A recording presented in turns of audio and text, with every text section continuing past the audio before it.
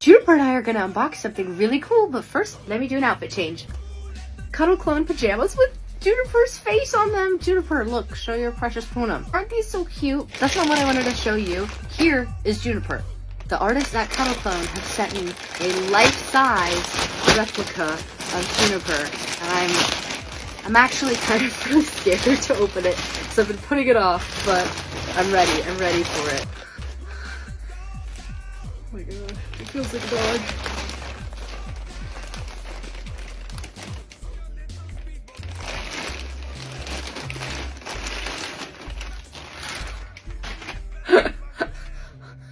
OMG. Whoa, this is crazy. This looks just like her. Here you go.